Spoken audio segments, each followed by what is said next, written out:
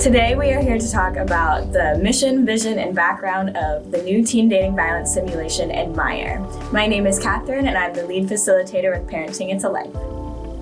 And I'm Joanne Lee. I'm the program coordinator for the Parenting It's a Life program.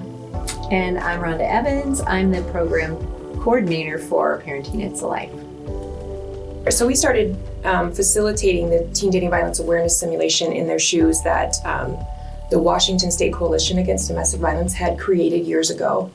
And it was a big hit, but as we started going, we had students saying, well, what about, when we'd ask them about what did they experience in the sim, they would say, I've seen where people make you leave your Snapchat map, you're required to leave your location on, or there was all of these kind of newer things since this was created between 2004 and 2007. There were more issues happening, and we were aware that it was happening even today. In the news we were seeing it. So we were like, we should be creating things that our students in Iowa can relate to. So we came back and we started to kind of plan out what that might look like. So then we hired Ashley, and she was very interested in helping to start to create these stories. And turns out she was a natural at putting all of those storylines together and how they interweave. You kind of gave her some guidance about what the stories we were looking for, and she came back with this Excel spreadsheet with at least 8 stories at that time, and she had worked out, who were going to be the people in the story and what the story was about and how to incorporate the new technology that students are using for abuse, and we were just amazed. So also, we started reaching out to the Iowa Coalition Against Domestic Violence and then started working with Kirsten, and she would read the stories that Ashley had created after Ashley and I had gone back and forth and done some editing and worked on the language.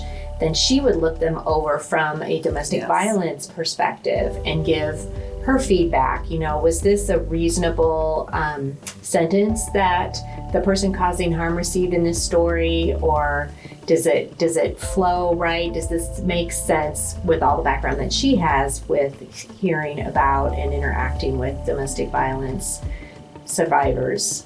Having them being so willing to help and to be a part of this helps me know that when we go out and present this, we are completely in the realm, in between the space where we should be and not stepping outside of it, and to maybe even cause further trauma to those that maybe we don't even know are in the audience that experienced it. So I know I feel better knowing they've had eyes on it and they approve, kind of give their stamp of approval. Yes. So I agree. Yeah, when I think about it, I kind of think of, we did a lot. We just have different layers that kind of are ensuring that we're giving the best content that we can, and that's just like one of the many layers. Like having the coalition was a very important piece, but we also did a lot of work with our own team and how they reviewed it. I organized a practice run, and we had colleagues come and students come and go through the simulation and make sure we weren't missing anything. And again, getting their valuable feedback on it was important too. And kind of what you're talking about with, you talk about how it is a heavy topic and we don't want to leave students with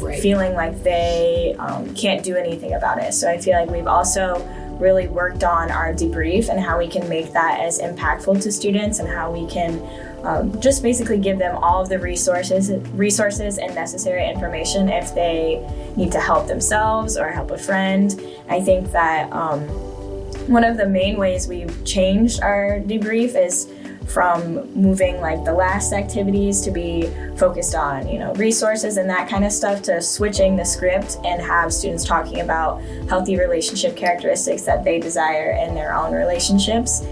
And I think it's good because we're asking them what is important to you in a relationship, and they're taking ownership of that and writing it down and speaking it out loud even. So that's something that they will take with them, and because they generated it themselves. Right. Mm-hmm. Yep, the buy-in is there. Hooking them at the heart level. Absolutely.